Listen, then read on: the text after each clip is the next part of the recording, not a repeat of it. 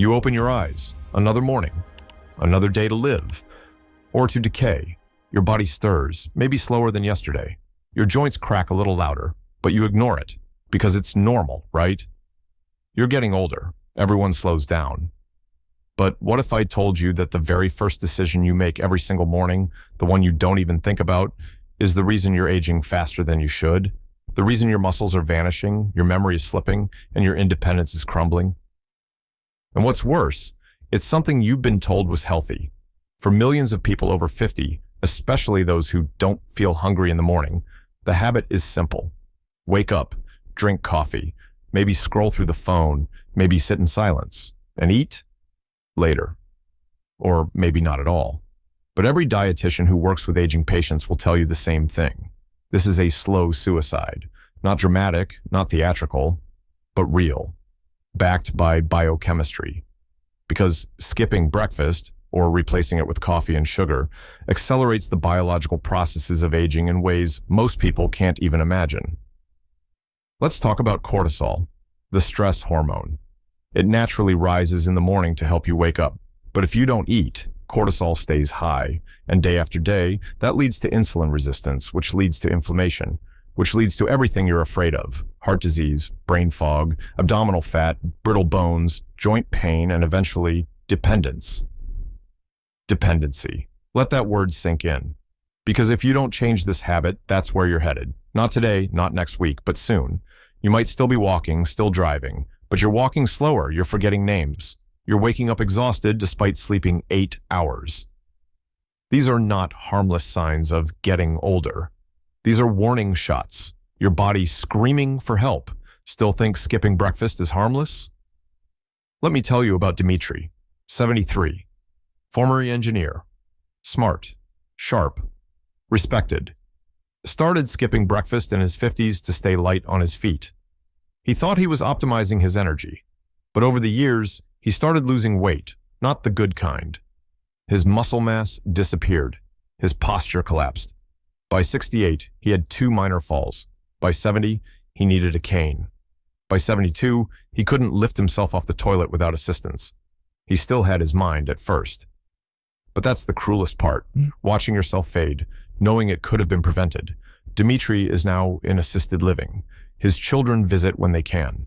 But the sadness in his eyes, it's the look of a man who knows he made 1,000 small mistakes that cost him everything. It's easy to judge from the outside, but here's the hard truth. You might be making the same mistake right now. Let's destroy a few more illusions. I'm not hungry in the morning. That's not a blessing. That's a symptom, a dysregulated metabolism. Your body has adapted to stress by shutting off hunger cues, but the damage is still being done beneath the surface. I drink coffee. It gives me energy. Caffeine on an empty stomach forces your body to produce adrenaline. That's not energy. That's survival mode. And the cost? Your adrenal system, your hormones, your heart rate, all pushed beyond their limits. I don't have time. You won't have time when you're spending 3 hours a week at physical therapy, 5 hours at doctor appointments, and every waking moment trying to remember where you put your keys. This is about prevention, or the lack of it. Because the moment you can't live alone anymore, your freedom is gone. You don't just lose movement, you lose respect, you lose choice. And what about the people you love? What happens to your daughter when she has to take time off work to drive you to your appointments? What happens to your grandson when he sees you struggle to hold a fork? You think they won't mind? You think love makes it easier? No, it makes it harder. They'll never tell you. But inside, they'll ache. They'll feel guilty for feeling tired of helping, for missing out on their own lives. And deep down, you'll feel it too.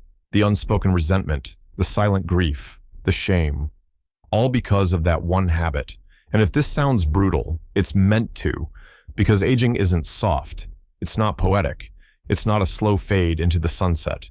It's brutal, relentless, and merciless. Unless you fight back. So how do you fight? You eat. First thing in the morning. Not junk.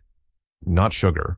Real functional food, 1 boiled egg, 1 slice of whole grain toast, a spoon of Greek yogurt, a small handful of walnuts, half a banana. This is not a feast. This is a message to your body. I want to live. You hydrate, a full glass of water before anything else, with a pinch of sea salt if you're feeling dizzy in the mornings. This small ritual alone can stabilize your blood pressure, reduce fatigue, and support cellular function. You expose yourself to sunlight. 10 minutes, no glasses, no windows, just you and the morning light. Because your circadian rhythm is your biological clock, and if that's off, your hormones, your digestion, your sleep, and your immune system are off too. You move. Gently, but daily. 10 squats at the sink, 5 arm circles, a short walk. Because the moment you stop moving with intention, your muscles assume they're no longer needed, and they begin to die. And above all, you stop pretending this isn't urgent, because every breakfast you skip is one more brick in the wall between you and the life you want. Every morning you delay change is another step toward the wheelchair, the nursing home, the forgotten corner of a quiet house.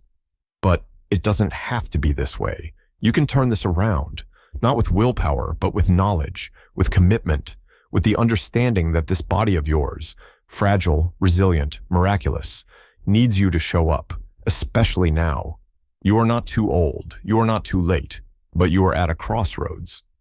Tomorrow morning, the clock starts ticking again, and you will decide, as you always have, how to greet the day. Will it be with strength, intention, and nourishment? Or will it be with silence, emptiness, and slow surrender? The choice is yours, but the consequences, they belong to everyone who loves you.